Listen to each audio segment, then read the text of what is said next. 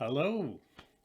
Well, I wanted to put up another video talking about different prayer styles. For the first half of the year, we are challenging ourselves to pray for 1,000 hours.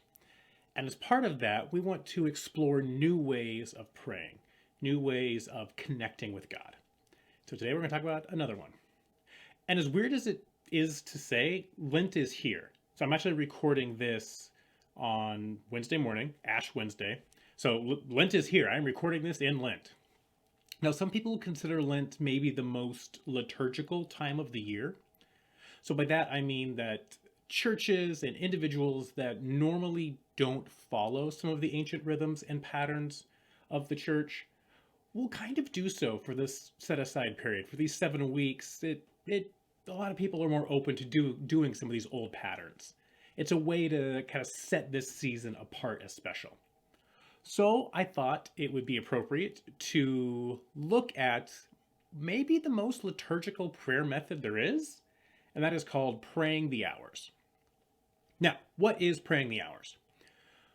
Basically, it is setting aside a few specific times a day and praying. The idea being that you pick times that you do every day. You do the exact same times every day, and you create this natural rhythm from it. Now, this isn't something that is a modern creation. This is, in fact, really, really old. It has its roots in the ancient world. The early Israelite religion had some form of daily repetitious prayers. The Psalms talk about this kind of prayer actually quite a bit. Psalm 119 mentions the psalmist rising and praying 7 times a day. It goes on to mention that the psalmist rises and prays at midnight. If you recall the story of Daniel in the lion's den, what causes Daniel to get thrown into the lion's den, what gets him in trouble, is someone sees him doing his evening prayers. So you see this idea of evening prayers, an appointed prayer time. So this tradition is very much entrenched in the Hebrew Scriptures. But it is a tradition that early Christians adopted and continued. During the height of the Roman Empire, which is when early Christianity was really being formed, large bells would be rung throughout the major cities. And it was a way to denote the workday. So, the bells would ring when you started work, when it was lunchtime, when it was quitting time, all that kind of thing. They would have these, continual pattern of bells. And so Christians took advantage of these bells and used them as reminders for prayer times. As a result, some of the early Christians prayed numerous times a day. They would pray at 6 a.m., 9 a.m., noon, 3 p.m., and 6 p.m. So those were from the earliest forms of Christianity, those were the set aside prayer times. This was a way for the early Christians to fulfill the command to pray without ceasing. The idea that we're always just, an hour or so away from our next prayer time. That prayer is continually on their hearts and minds. Now, fast forward to the 6th century, and this practice really gets formalized, even more so.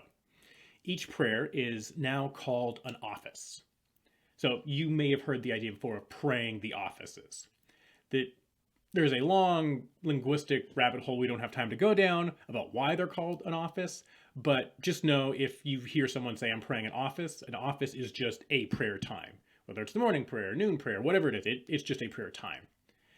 Each one of these set appointed prayers gets a fancy Latin name. Along with that, official books are created to help people follow along, to help people in this prayer patterns or cycles of scriptures and sayings that are incorporated in. These books are still used today in Anglican and Catholic traditions. They're still very popular and still very widely used. So that's a quick kind of rough history of praying the hours.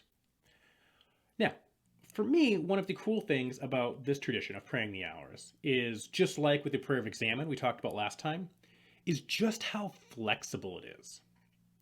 Praying the hours is something that can be customized to what works best for you.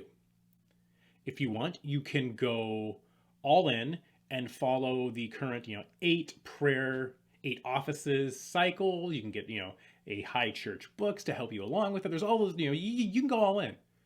Or you can pick a couple times that work for you. I have a friend who has been praying the hours for years. And the way she does it is she makes herself tea 3 times a day at pretty set times. It's between breakfast and lunch, between lunch and dinner, and just after dinner. She'll make some tea. And so she uses this as her office hours, as her prayer time. So she will, as the tea is brewing, will pray. So that's just the way that she has incorporated praying the hours into her day. Now, as far as what you say or how you pray, that is entirely up to you as well. You can say the same prayer every single time. I know people who do that. They have a 30-second prayer that they say 3 times a day. I know people who have a specific prayer for the morning and a specific prayer for the evening. There are people who just sit with God and have a freestyle prayer, if you will. Currently, I am going through this book, and in it has 2 prayer offices. So you can see here, they're called offices. So I don't know how much you can see of it here, but it'll have, in the morning, it'll open with a little scripture.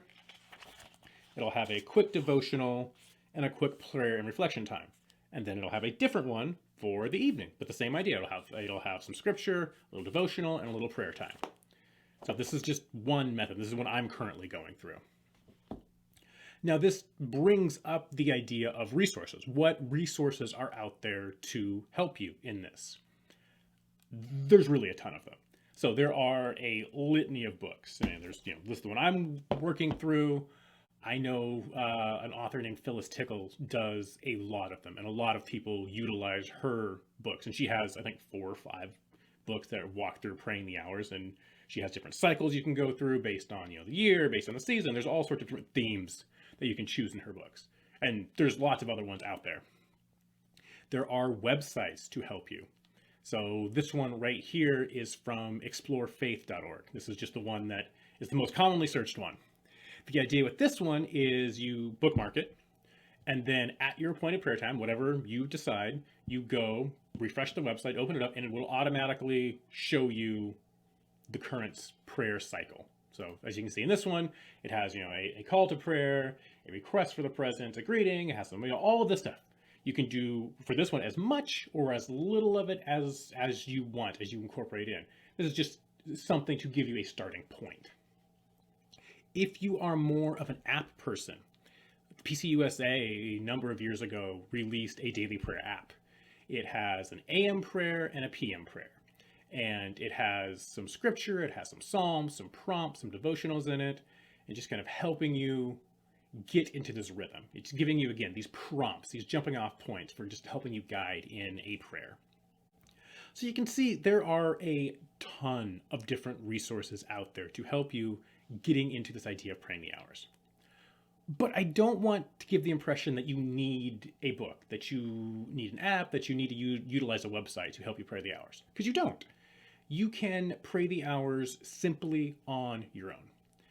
There's really only 3 things that go into praying the hours that you really need to do. The first one is choose a rhythm. Choose some prayer times you can stick with. If this is the first time you're trying it, I probably wouldn't jump in and do, 8 of them. You're probably not going to be able to stick to that. It's probably going to be overwhelming. Maybe do an evening in a morning or a meal or, something easy you can stick with that you can remember.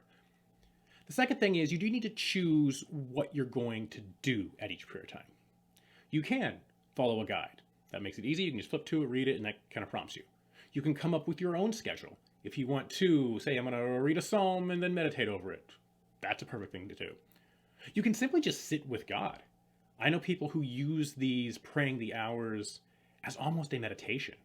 They'll just sit for 2 minutes of silence and just be still and sit with God for 2 minutes, 2-3 times a day. But whatever you want to do, just have it planned out before you go into it. Know what you're going to do and create this pattern. And that leads into the third thing that is needed to praying the hours, and that is just doing it, sticking with it. The idea behind this is that it creates a rhythm, that it creates a pattern that really gets entrenched into your life so that you're constantly in this attitude of prayer, that you're constantly thinking about when's my next prayer time, when, what am I going to pray coming up? It's constantly in your head. To develop that pattern, you actually have to do it enough that it becomes a pattern. And there's lots of ways you could help do this. You could set a reoccurring alarm on your phone. You could have these set at specific times, like my friend with her tea time, or at mealtime, or first thing when you get up, right before you go to bed. Something that makes it easy for you to incorporate in. That's really it that goes into praying the hours. It is a really kind of high church liturgical prayer style, but it's one that's really customizable, really flexible, and I think really fun because it can create such a wonderful atmosphere or feeling in you of this constant posture of prayer. Now, Lent can provide a perfect opportunity to try it out. Lent's a time when we're more open to trying things out. And so I would really encourage you, if this is something that seems like it might be something you'd be interested in, give it a try. Try it for 2 weeks. Just see if this is something that lifts you up spiritually. See if this is a prayer method that connects with you. Some people really, really love it. Other people really, really don't. And that is 100% okay. But I would encourage you to just give it a shot. See if maybe this ancient tradition might be exactly the thing you're looking for today to be your next prayer language, the next way you connect and communicate with God. I will talk to you all later. Please let me know what you think of this. We will have a follow-up session kind of like we did last time where we just kind of get together and reflect together. But I want to hear from you before that. You can comment in this video, you can, however you want to reach out to me. I'm really curious to see what people think about this prayer method. So I will talk to you all later. Goodbye.